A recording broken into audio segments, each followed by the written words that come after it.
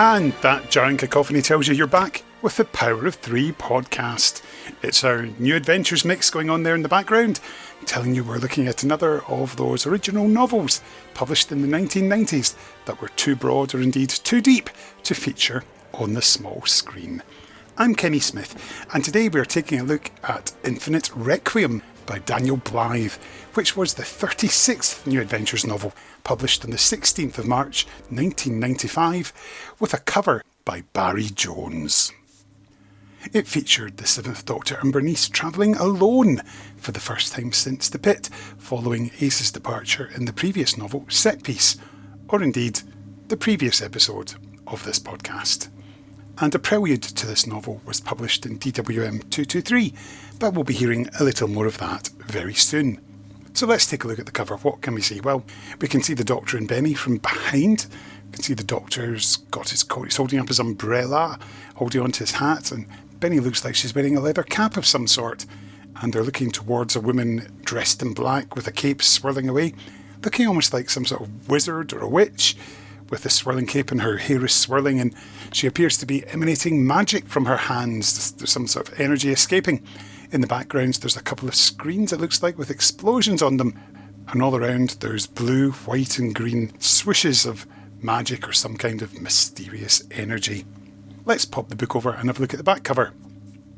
The whole structure of the cosmos could be at stake, and the focus of the danger is here on Earth, Bernice sighed. Charity begins at home. Kelvin, a chaotic force in the mind of an unborn 20th century Earthling. Durinal, intent on conquering a future society of dreamers and telepaths. Shanstra, evil incarnate. The conflicts on Gadril Major are her sport, and the tragedies of humans are her entertainment. They are sensopaths, their minds attuned to the collective unconscious, their power unleashed like a wild animal into the physical world. One by one, the TARDIS has located them. While Bernice faces the life and death struggle of a colonial war, with only a hologram of the Doctor to help her, the Doctor himself must confront the all-powerful Trinity.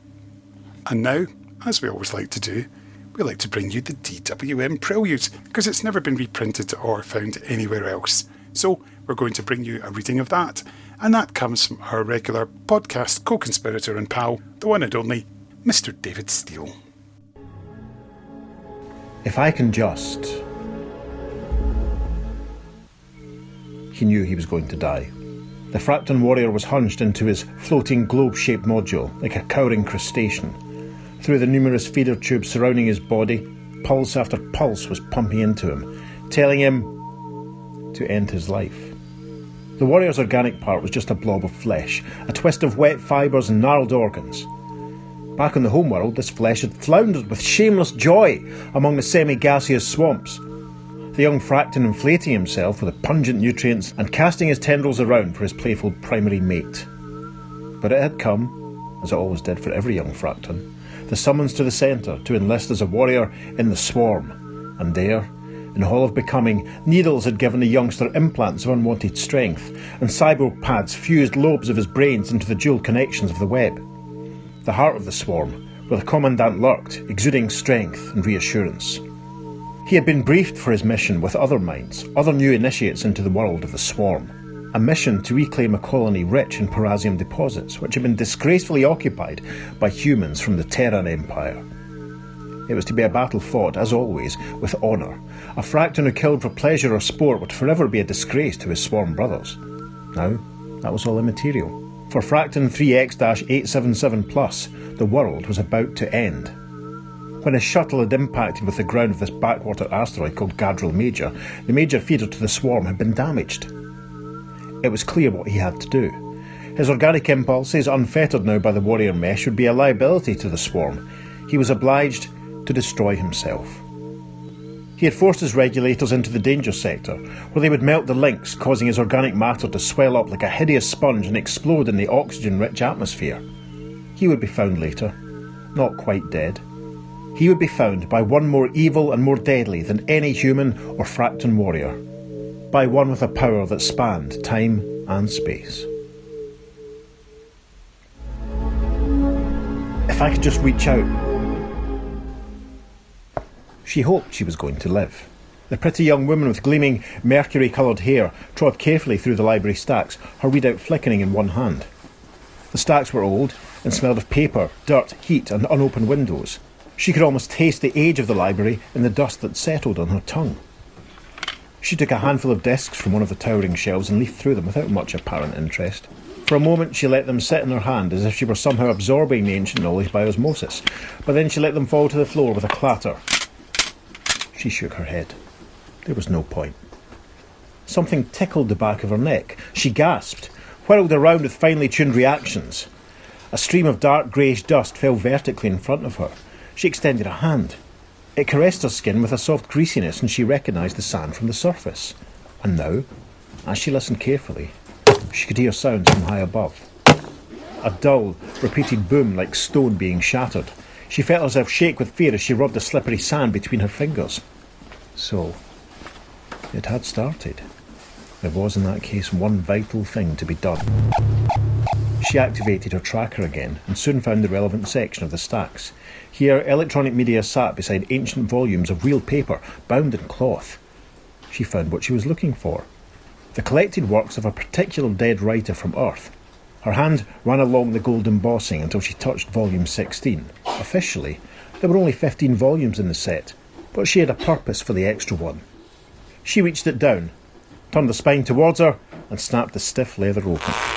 In the padded box with the fake book, there was a slim silver pistol. The girl smiled, pocketed the gun, and headed back towards the ladder, which would return her to the surface.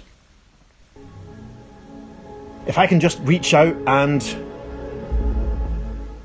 Through the storms of time, through impossible gateways, a battered blue police box whirled.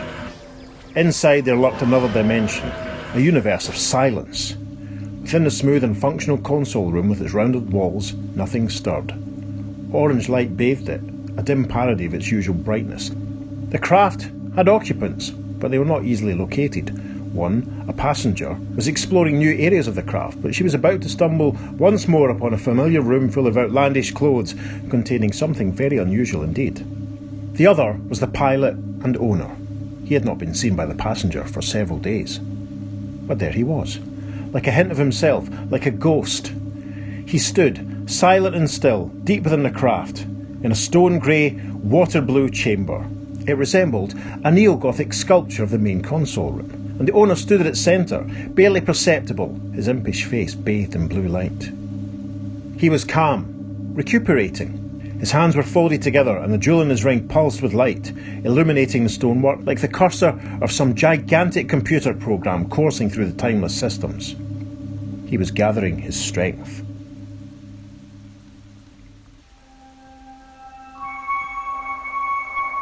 If I can just reach out and touch you. Gone. Splintering into the light and shadow of time, fluttering away like some short-lived insect. But I have the feeling we shall meet again.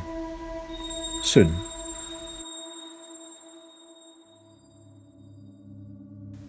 Thank you so much for that, Dave. Now, let's move on and go to the main event, because we have now got an exclusive conversation with the author, Daniel Blythe. And he's now going to tell us all about his second new adventure. Hi everyone, this is Daniel Blythe. I'm the author of a lot of different things. I think 26 books at last count, but most specifically the new adventure Infinite Requiem, which is my second published book, which is the one we'll be talking about today. So was it a fairly quick commission to come around to after you'd done Dimension Riders, or were there other submissions in between? It took a while. I was actually really lucky because with Dimension Riders, I was one of the few people, I think, who got my first submission to Virgin accepted. And all of us had things rejected, either before our first or in between our first and second. I think Lance Parkin was the only one to have absolutely everything that he sent to Virgin accepted. I think everybody else, had things that didn't quite hit the mark for one reason or another.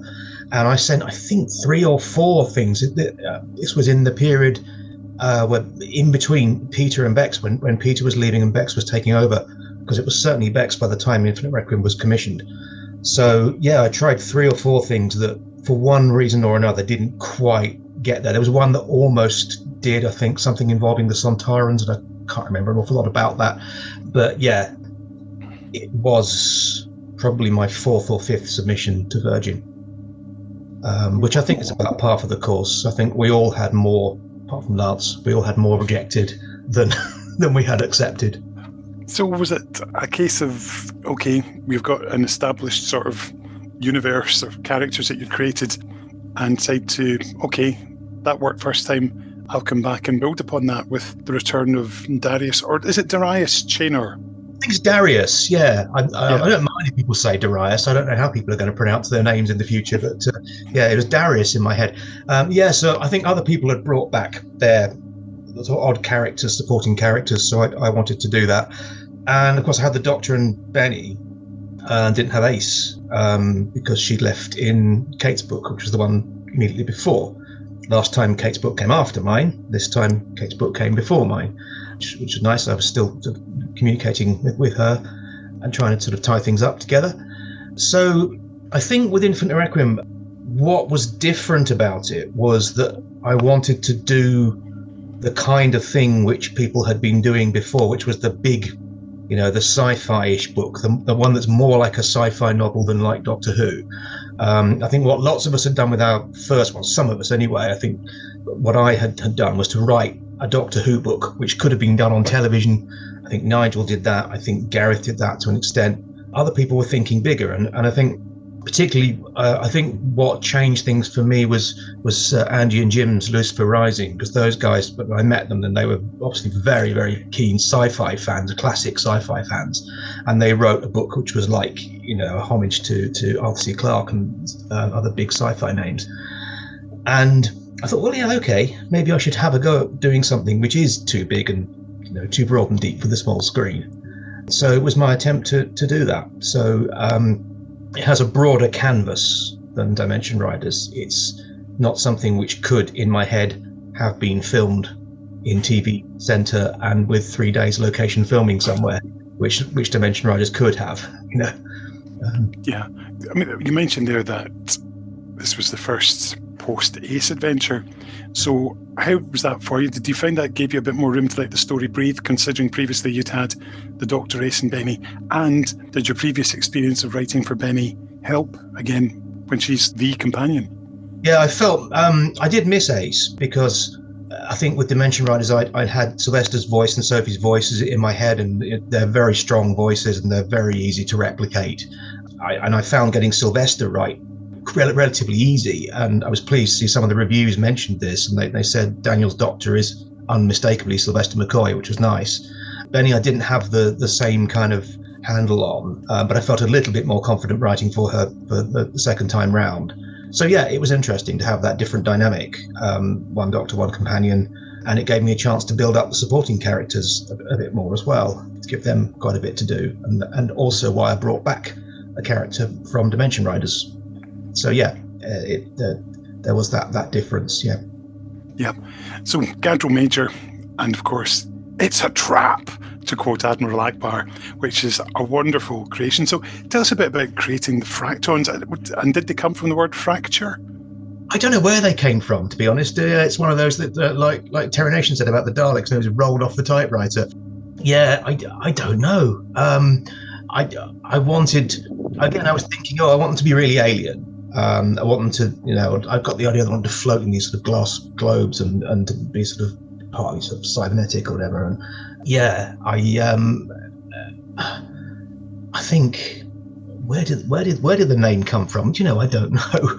I remember the Flamers thing. I mean, I used the word Flamers as well, and somebody thought I got that off the internet, and I totally didn't. I hadn't been on Reckhart's Doctor Who and seeing people being flamed and so on by that time. But by the time it came out, people assumed I was sort of parodying internet technology, internet a terminology, which I wasn't.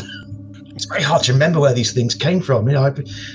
I feel a bit like, when William M's being interviewed about Galaxy 4 in the 80s, and I don't know, did I write this damn thing? I can't remember a thing about it. Portholes in the TARDIS and all. Yes. Of course, the other aliens of the story are the Sensopaths, and of course the wonderfully named Shanstra, a name which is, I think, as I've said to you previously when we were chatting at Novel Experiences, a name that's stuck in my head all these years. Straight away I think, this story has got Shanstra and Darius Chainer, and they're things that I remembered. Such a good name. I'm glad people like the names and they stick in their heads. Yeah. Shanstra, Kelsen, Shanstra, and Girinal. The idea of the Sensipaths being a sort of triad, I think that helped me to have the structure of the book. That helped me to sort of structure the tripartite sort of structure that the book has with Earth, near future, and then far future. The original Earth story was going to be a kind of ghost story. It was something a little bit like what years and years later Hyde eventually turned out being on television. It was a ghost story where the ghost turned out to be a time traveler flickering in and out of phase, who turned out to be one of the Sensipaths. And I can't remember the ins and outs of it, but that only got as far as the synopsis. And Bex was of the opinion that this didn't really work very well, and that Doctor Who didn't really do ghost stories, even if they had a scientific explanation. And she was right. And she asked me to go away and redo the first third story of the first Sensipath. So instead, I came up with this terribly gritty kind of 1990s unnamed northern city and domestic violence kind of subplot. And I think that works a bit better, and that helps to contrast more with the near future, Gadra Major, and then the far future. So they're three very distinct stories which come together with this triad of Sensipaths. Yep. You mentioned Kelsen there, of course, who's taken possession of an unborn child, and of course his father is named Tarrant. Is that a deliberate Terry Nation Blake 7 nod? Terry Nation thing, yeah. I had Terrin, a character called Terrin in Dimension Riders, who was the self-sacrificing character, who's probably subconsciously a nod to those characters all called Terry, Tarrant, Terrin. Yeah, so yeah, probably. You've forgotten that, Kenny. I think you remember the book better than I do. Yes, I've forgotten that completely. Yeah. I think it's more subtle than all the Queen song titles, which I smuggled into Dimension Riders. It's just something a little bit less overt. Yeah, there's nothing wrong with that. I mean, Kate in Sleepy, I think she got away with Yesterday When I Was Mad, which was a Pet Shop Boys song. Yeah, very good. We all liked our song titles as chapter titles. I think we all did that at some point. It was a fun game, as a case of spot them in those pre-internet days, or pre-widely accessible internet. Yeah, we were all on dial-up back then. It was like the 90s. It was me. Oh, yeah. So young. But yeah, I know, we all were. I had hair. Yours was darker. Okay, yeah. But yeah, just mentioning there the element there of possession of an unborn child.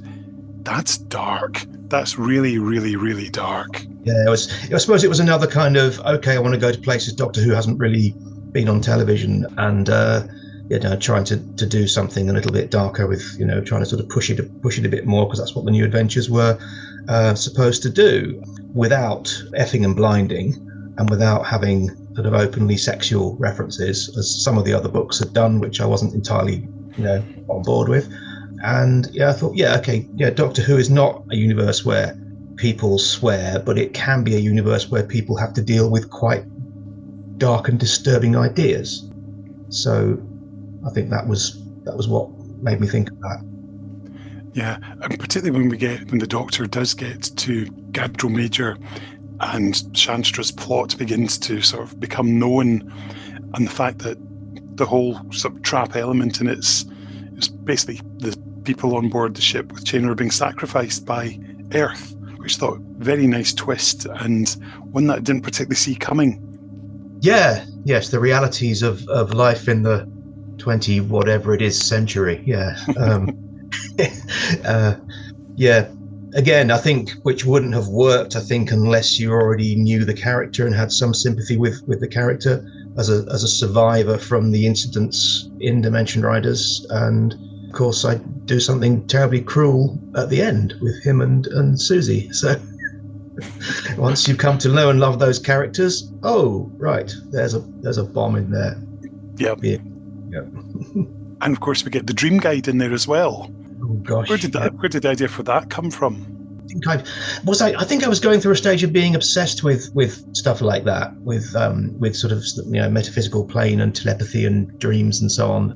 And so I wanted Doctor Who to be a little bit more metaphysical. I don't know. Had I been watching Babylon 5 as well? think I might have been a bit Babylon 5 influenced with the Minbari and telepathy and so on. It would have been about the right time, sort of early 90s. And there were lots and lots of things bouncing around in my head at that time, and it was quite a turbulent time. And the other thing about being young, of course, is that you're never in the same place for any length of time. So I wrote it between, I think, 3 different rented houses, one of which wasn't even somewhere I officially lived. It was the place my girlfriend lived, and I was in her attic room. And I was, always had the telly on in the background, and the look of the centopaths, I remember this very clearly. I remember seeing this guy being interviewed on the Ricky Lake show. And I can't even remember who he was, but I remember he had a Hispanic look about him, and he had very long, glossy, dark hair and a slightly androgynous kind of look. And I looked over my shoulder and I thought, he looks like how I imagine Gironal.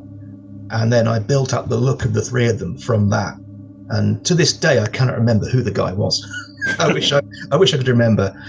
Episode of the Ricky Lake show from about 1994, 95. Somebody. The thing is, there probably will be sort of recarts.Ricky Lake or something out there. Well, yes. Buyers of Ricky Lake Monthly will be able to. When they're buying the Ricky Lake character options action figures and all the guests that were on the show. Somebody will have their Ricky Lake DVD with the commentary on there mentioned. Thing is, there probably would be a demand from a very small number of people for that. So, what do we know? Yes. I also enjoyed the fact that poor Susie got a bit of a mental torturing. You certainly put her through the ringer in that traditional New Adventure style in a way that you'd expect the companion or the Doctor to be, but you put her through it. But she came out on top. Yeah, she's going to substitute companion, isn't she? Really? Yeah, I liked her as a character, which is why I killed her, of course. Hurt comfort fiction, I think that was another big thing back then, wasn't it? I think Kate Orman was quite big on that as well. Putting your characters through the ringer and then comforting them afterwards. Yeah, there was a very nice prelude as well in Doctor Who magazine featuring Susie, which I thought was lovely. That they did that, and they did a beautiful illustration of that. That's what I meant to say. I wasn't saying my own work was nice. I was saying the illustration was lovely. It was nice that they did that prelude and also illustrated it beautifully with a lovely Gothic art from, I think it was Phil Bevan. It was Phil Bevan, yes. Yeah, lovely. Yeah, preludes back then. Yeah. I was going to say that must have been a nice wee thing to do. The fact that you actually got to promote the book and you got to write pretty much an extra, not quite a chapter, but I'd say a prelude. That's why the name was there. I wrote it in a day. I don't know how long everyone else took to do theirs, but I pretty much wrote that prelude in a day. It wasn't very long. So yeah, it was good. It was nice that the magazine was sort of tying in with the New Adventures and doing a bit of extra promotion. They were happy days from that point of view, with all the different media working with each other, I think. Yeah. Shanstra, of course, she's a bit of a one, we could say, trying to portray her own colleagues as well.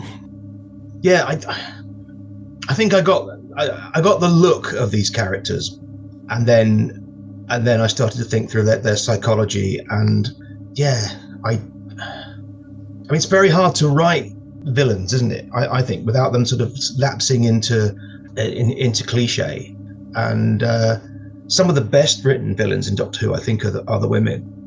You think of Adrasta in Critch from the Pit, who's brilliant, and she's brilliantly played as well. And the actress, Maya Francis, she realizes that it's completely over the top and plays it like a melodrama. So that's really how I was imagining the Centopaths being done in my head, this melodramatic edge, and that bringing out that cruelty. So yeah. And the ending, of course, you mentioned, of course, that you killed off Susie, you killed off Darius as well, but ultimately it's part of a bigger game that the Doctor can see that Benny struggles to grasp just why they do it and why they have to die. Yeah, that's it. Yeah, people die in Doctor Who, and it's very sad. And the reader or the viewer has got to have that kind of emotional investment in people, haven't they? And it's difficult, I think, over the course of a book. You've got to make people care, and I always struggle with that, because when you're watching a classic Doctor Who, and you think, if you watch it all in one go, you think, this thing took place over like 48 hours. and the Doctor barely knows these people, apart from Marco Polo, which is open weeks, but everything else, 48 to 72 hours. In the books, we've got more scope for that. And you can do more viewpointing, you can do more character building. And I think doing these 2 Virgin books, it taught me a lot about how to narrate viewpointed fiction, how to do character emotions, how to balance that kind of internal and external, all sorts of things like that, which have served me well in my later writing career. And I learned so much from the 2 editors as well, from Peter and Bex. I mean, they were so encouraging to us, wet behind the ears young writers, mostly in our 20s, who didn't really have a clue what we were doing. You have, of course, as you say, written quite a few books since then. So how do you look back on Infinite Requiem? It sounds like you've got a lot of fondness for it. It was part of you learning your trade.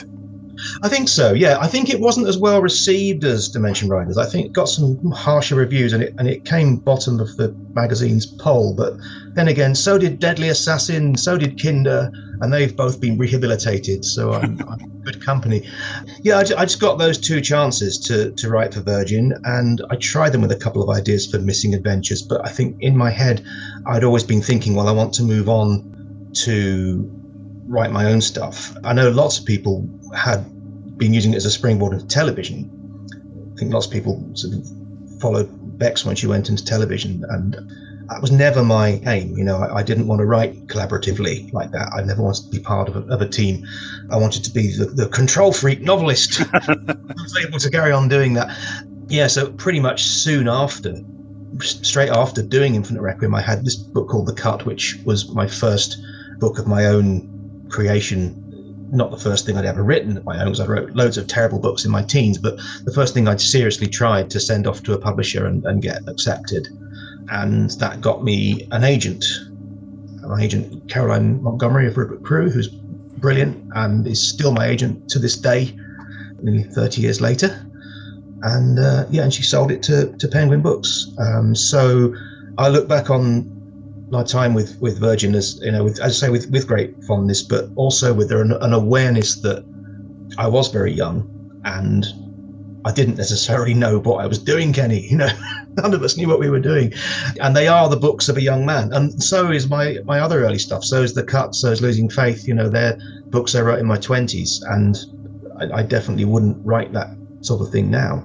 And of course, something that you do now as an author is a lot of school visits, particularly around World Book Days we were chatting about before we started. So how much joy does that bring you, being able to go out and meet the readers? It's great. I mean, because I've started writing for children, I did Autonomy for BBC Books, which is a good one, a good springboard for schools as well. I did Shadowrunners, Emerald Green, Exiles, which are my books for sort of middle grade and young adult. And I get invited into, I don't get randomly invited. I promote myself. I'm with a couple of agencies that do this kind of thing, and I get the word. It's word of mouth, really. Word gets out, and you get asked in to come and do schools. And I think the thing for writers going into schools is to have your sort of USP.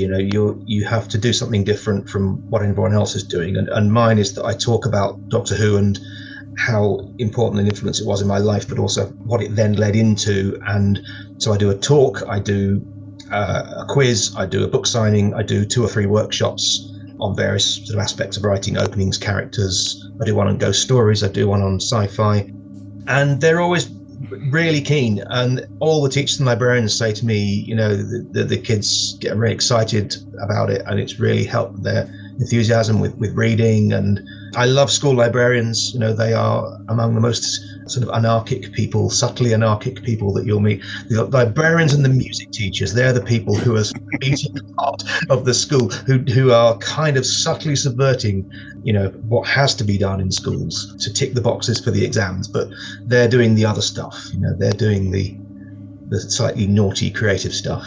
Which is lovely. You can tell the creatives are always the ones with just that little bit who are willing to push it and just slip in the odd, just go on just that little bit further. But I suppose that's the great thing, is that the kids will know what Doctor Who is, perhaps, and if you'd been doing this in the early 2000s or late 90s, they'd have been like, what?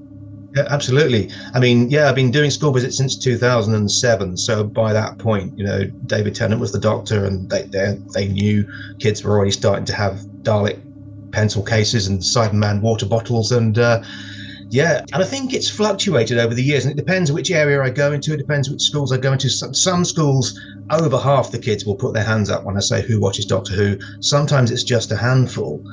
I do a lot of schools as well, particularly kind of inner city schools where the kids come from other cultures and they haven't necessarily grown up, watching Doctor Who in the UK, so they wouldn't necessarily know about it. I did once get a lovely question from a boy in a school in Sheffield. He said, "Is Doctor Who real?" I was a bit taken aback by that. And he was a boy who had recently come to the UK from another country, and so he'd never heard of it. And so I think I answered something like, well, it's as real as you want it to be. It's there in your imagination and you can make it real. Very, very good answer. You're good. That's what I've given. I like that. So, of course, let's have a wee plug for where people can find out more about what you're writing these days. Yeah, well, I have a website, danielblythe.com, and on there it's divided up into my adult fiction, my young adult fiction, my school visits, my TV tie-in stuff, and so yeah, it's all on there. You can click on the books, read more about them. I've got my writer Facebook page, Daniel Blythe Writer, very easy to find, and I'm on the old Twitter or Twixter or whatever we must call it these days, at Dan Blythe Writer. Come and follow me on there. And Instagram, I'm at Dan Blythe Writer as well. Fantastic. Thank you so much for your time again and taking the time to go back to those halcyon days of the 90s and that Infinite Requiem, which I have to say, what a brilliant title. It's one of those big portentous sci-fi titles, isn't it? It's one of those titles that made me wish that Virgin had a slightly different cover sort of design, that they'd done the book names in big block letters, like a sort of 80s Sidney Sheldon kind of thing with gold embossing on those titles. So, yeah. Oh, well. Instead, you get Shanstra lording it up over the Doctor and Baby. Yeah, so. Barry Jones did the cover. Very nice. I was very lucky with my cover. So I had Jeff Cummins for Dimension Riders, Barry Jones for Infinite Requiem. Both did a brilliant job. Always mention your illustrators. Absolutely. But thanks again. We'll speak soon. Cheers. Yes, thank you. A huge thanks again to Daniel for that. Now, before we go on to the reviews, let's have a second reading from the novel, again courtesy of Dave Steele. "So," said the Doctor, striding through the TARDIS corridors, "you have reached the stage of civilization where you can expand your minds without the need for drugs. You're the most advanced telepaths I've ever met. And yet, you still haven't learned to be more than children with expensive playthings." "That is a harsh judgment, Doctor." The voice in his head was definitely that of a woman now.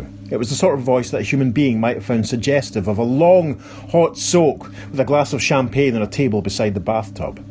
The Doctor, of course, did not respond to such allure in the same way. "You grew," the Doctor said, "developed as a race." He paused at a four-way junction where the roundels seemed slightly larger and tinged with more grey. He was thinking. "And became so responsive to telepathic suggestion that you could use it, much as a human would use physical strength to affect elements in the physical world. You built cities by the power of thought alone." "It is more than thought, Doctor. Such an inadequate term. In your terminology, it is felt as a kind of..." A pause. "Music." Said the Doctor. He took out a coin from his pocket, tossed it, caught it on the back of his hand with a resounding smack, and looked at it. He shrugged and turned back the way he had come. "You cannot understand what it is like. You are not a sensopath. To be almost totally cut off from the harmony of communication with my kind. It is worse than being deprived of sight and hearing." "I realise that." The Doctor paused before a section of the wall, tapped on it with his umbrella. It swung open with a creaking sound. Steps led down inside, down into the blue-grey church-like coolness of the tertiary console room once more. Rippling blue light washed over the Gothic architecture, but the Doctor went straight for the stone console. "I'm calibrating the signal from its original source." he said to the room in general, knowing that the sensopath would hear the thoughts that accompanied his words. "With any luck, we ought to materialise very close to where the TARDIS left Bernice." "Ah, your companion. I believe she has an interesting mind." "And she wants it to stay that way," the Doctor snarled suddenly, glowering up at the vaulted ceiling for want of anywhere better. "Didn't your mother tell you not to go poking about in people's heads?" He had finished his calibrations, and now he lifted his hands from the console like a triumphant concert pianist. One switch had to be thrown, and they would be locked back onto the correct path. "I contained myself within the child. I believed I had done the right thing." "Yes," said the Doctor moodily. "We'll see." He stabbed at the final switch, and the TARDIS lurched. "Your exploits have certainly had a great deal of variety to them, Doctor." The Doctor beamed as he checked readings and pressed switches here and there. "Exploits? Oh, yes. The time-space visualizer carries records of them all." "Not all, it would appear. Are you aware that there are gaps in the earliest data?" "Ah, well," the Doctor shrugged. "I did wonder." His brow creased. "I always intended to sort that matter out with the Time Lords. It wouldn't surprise me if they hoarded them in the Matrix for their own self-indulgence." He became aware that a pool of light was forming in a corner of the room, and so politely he addressed it. "And so what have you discovered about me?" The light took on the aspect of the malleable face of Sanjay, Kelzin, flickering blood-red in the shadows of the crypt-like room. This time it spoke, the voice echoing off the stonework. "Oh, many things, Doctor. You seem arrogant at times." The sensopath smiled. "You scheme and manipulate. You are never predictable." "Well, I can be. Depends what you predict." The Doctor grinned and twirled his umbrella nonchalantly. "Which ones did you see? I'm dying to know." "And furthermore," continued the silky voice back inside his head, "one of your favourite ploys is to pretend to be far less intelligent than you are, to give you time to outthink your enemies when they least expect it." The Doctor's broad smile was replaced by a scowl. "In the early days of your current body, I observed, you affected a kind of whimsical idiocy in order to mask your darker side." "I don't have a darker side," he attested, but without much conviction. "It was all a fabrication of the Matrix." He looked up, meeting the huge gaze of the image. "But enough about me," he said with evident delight. "Tell me more about yourself." The Doctor was listening. "Our race could have abandoned physical form, but we chose not to. There are certain pleasures which a purely spiritual existence does not afford." The Doctor nodded. He had his eyes closed, but he could still see the face of his passenger floating in that wasteland of the unused mind. A face warping between human male, handsome, with an echo of Talusha's stubbornness, and the unnaturally long, broad-lipped face of an alien woman. "We were bonded, Doctor, Shanstra, Jirenal and I. You must understand what this means for a race such as ours. Yes, we had separate processes of mind and body, but we were linked together, always responding." "Telepathic Siamese triplets," the Doctor said to himself. "I should have known." "Yes, Doctor, yet it is more than that. The nature of the link is such that our thought processes become integrated. Essentially, Shanstra is me, I am Shanstra, and Jirenel is both of us." There was a deep, resonant sigh, which seemed to the Doctor to echo through all the passageways of the TARDIS before spiralling down to where he stood. "We are one, Doctor, one and the same. Something went wrong. The bonding did not work, because of an incompatibility perhaps, but by this stage we were one another. How can a being be incompatible with its own self?" "Don't know. Ridiculous idea," said the Doctor, a little guiltily. An observer might have seen him dart the briefest of glances at the TARDIS console, almost the kind of look a human would give to a friend to say, "Stay out of this, you." "And so we were declared unsuitable to remain in our society. My relative youth meant that I was unable to control the vast reserves of energy that would not... My relative youth meant that I was unable to control the vast reserves of energy that were now at our service. To tell you the truth, Doctor, I did not know. I still do not know exactly how we were developing. Jirenal, his uncertainty, I think, leads him to rashness. He is keen to experiment. And Shanstra? Asked the doctor grimly. She is dangerous. The sensopath paused. We were given a choice. Total annihilation or an existence outside time. To drift for eternity with only our unity of mind for companionship. And so, we chose the vortex.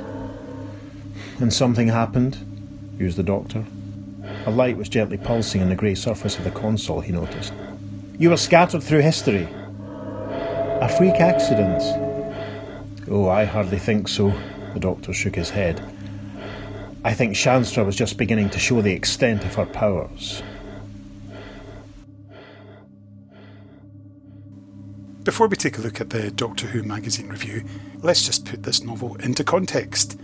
In the Doctor Who magazine poll in issue 265, which featured all of the new adventures, Infinite Requiem came 51st out of 61. It was just behind Strange England by Simon Messingham and Cat's Cradle Time's Crucible by Mark Platt, and just ahead of Time Worm Apocalypse by Nigel Robinson and Falls the Shadow by Daniel O'Mahony. So let's turn to the pages of DWM. This review appeared in issue 224 and was written by Craig Hinton. Craig said, "The Doctor isn't taking Ace's departure very well. Leaving Benny to her own devices, he ponders his future in the gloomy tertiary console room of the TARDIS. But the universe isn't standing still. In the mid-23rd century, Darius Chainer's defence of Gadril Major against the Fractons is going badly. On 20th century Earth, a woman is pregnant with a very special baby. And in the far future, the Pridk Dream Centre is showing its wares to a mysterious stranger. All of these events are linked by creatures banished from the end of time. Sensopaths. They were banished for a good reason.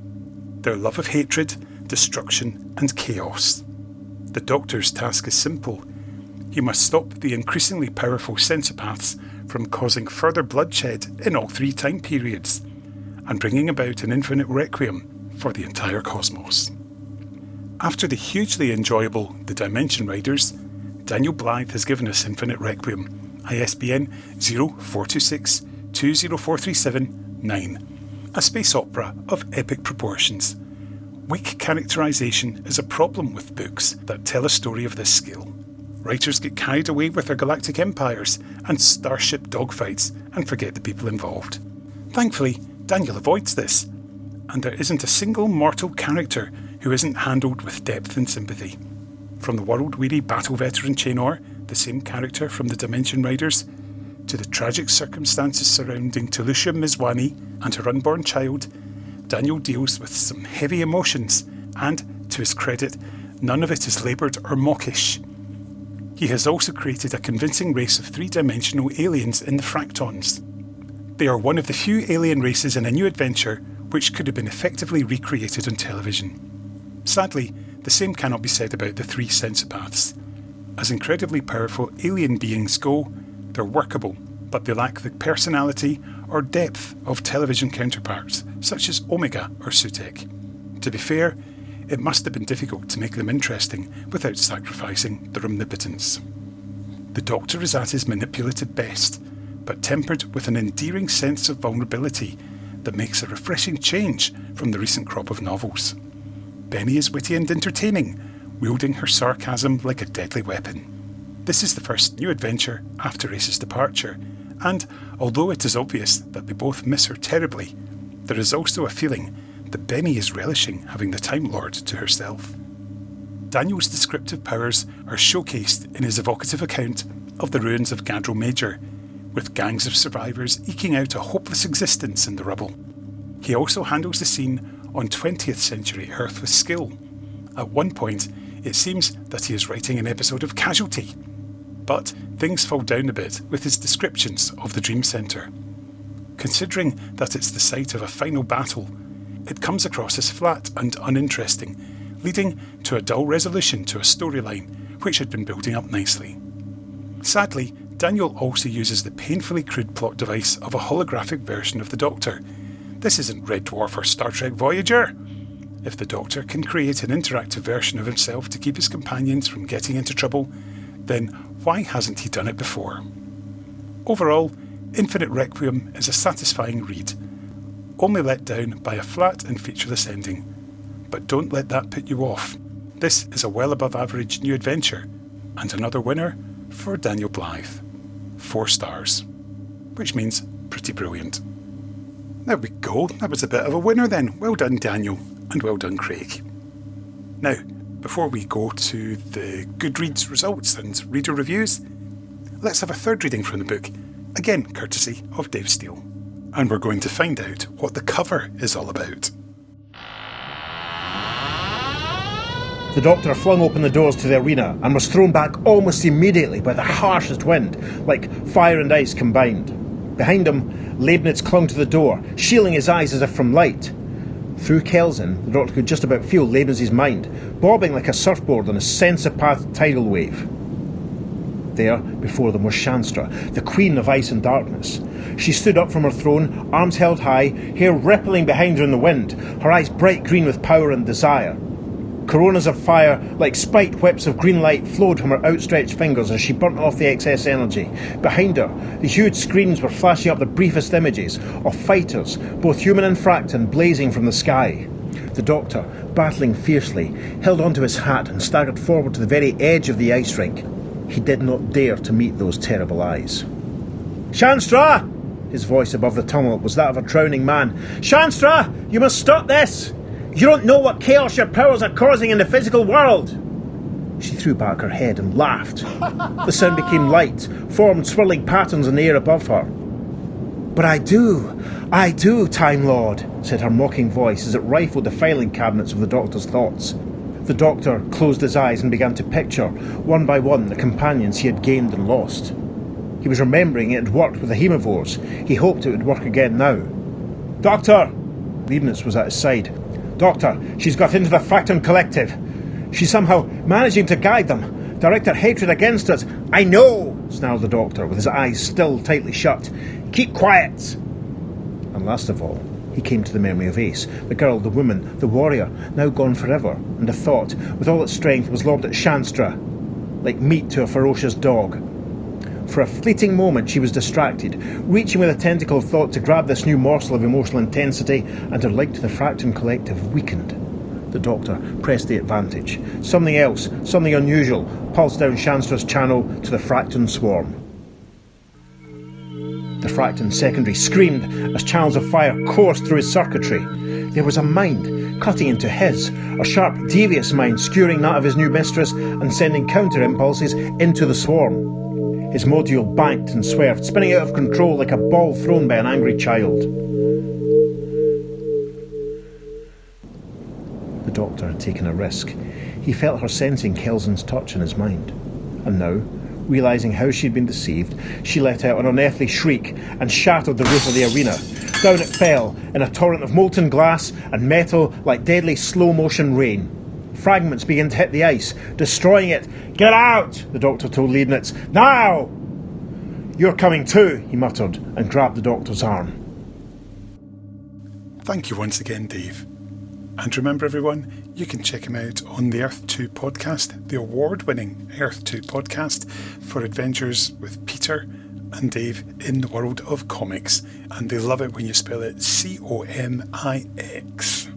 Let's get back to Infinite Requiem and have a look at Goodreads. Here it has a rating of 3.09 from 151 ratings and 21 reviews. 5 stars 11%, 4 stars 15%, 3 stars 47%, 2 stars 20% and 1 star 4%. I don't think I've ever seen a book get as many 3-star ratings as that before. But there we go. Let's have a look at a 5-star review from Adam Highway. Remarkable! I'd forgotten quite how much I love Blythe's writing style. I would be very happy to see him drafted into the current TV series. This is a seamless, stylish transition to a truly post-Ace series, and the relationship between Benny and the Doctor is mature and fully formed. The concept is wonderfully deep, the moral crises compelling and convincing, the threat plausible, and the whole feel is perfect. Highly recommended. There's a 4-star review from Danny Welch. Danny says, "The Virgin New Adventures is a range of books I have a lot of nostalgia for, but despite that, it's a very mixed series of books, with some absolute classics and some absolute stinkers, such as Parasite or Timeworm Genesis, to name but a few. I was a little worried about Infinite Requiem, since to me it didn't sound very promising. But since I enjoyed the Dimension Riders, I finally decided to give it a go. Daniel Blythe has written what could be described as a standard Doctor Who adventure, but on a more epic scale with some decent characterisation, a solid sense of world building, and some really fun and imaginative ideas. We see a character from the Dimension Riders return in this as well, which was really nice too. I don't remember too much about that novel, but I still enjoyed seeing Chainor return for one last adventure. I will say though, this story does have themes of domestic violence that, whilst handled relatively well with a sense of maturity surrounding the subject, it would be amiss of me not to warn readers of this prior. Overall, a really fun and engaging novel that, whilst not anything too unique, is an enjoyable read nonetheless.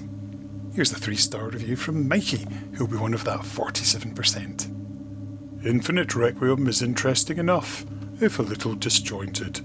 This might be intentional because of the nature of the antagonists, but I don't necessarily think that's the case, as the way it kind of jumps around doesn't really feel like it's purposeful. Usually I find myself enjoying the more out-there settings in Who novels, but in this instance I found the Earth strand a lot more interesting, and I was disappointed when it got ditched to move on to the next act.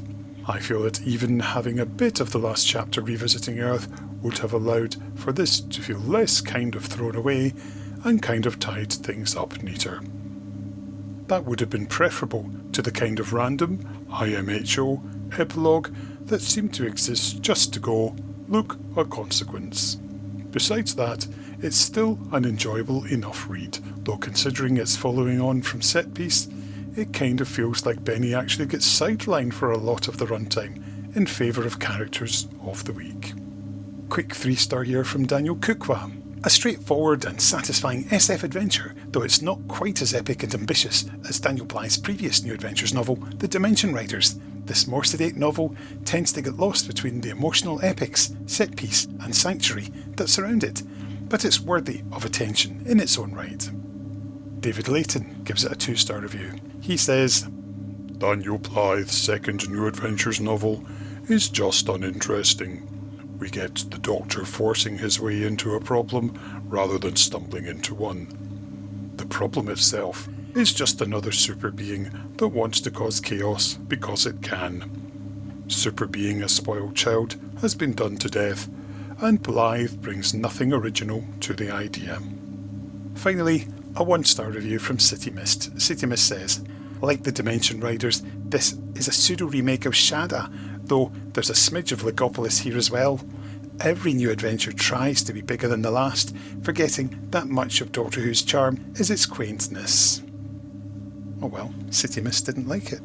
Oh well, each to their own. If you've enjoyed today's pod, feel free to leave a review on your podcatcher of choice. You can also follow us on social media. We are at Power of 3 Pod on Twitter and at Finished Zine on Blue Sky. And we have a Facebook group as well, and we'll be sharing the DWM Prelude art on there and on our socials as well, as a little bit of bonus content. Time to go, and that means we need to play out the song. And we're going to go with an absolute belter, because we're going to go with London Boys and Requiem. I actually thought I was going to see London Boys in Tenerife a few years ago, but it turned out it was actually London Beat, and London Boys had sadly died in a major car crash in Germany quite a few years beforehand. So there we go. So yes, this is definitely London Boys and Requiem. Until next time, I've been Kenny Smith.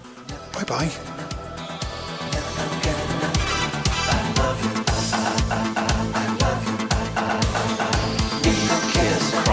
And the whole world's living in a parking lot because you know I'd be the guardian angel of a destiny. Yes, it's here, man, rise up, and the rain is falling in the paper cup because you, girl, and me will climb the mountain of eternity because I love you. I love you. You're the love of my life, my life, my life. Yeah, I won't let you go now. This is a requiem for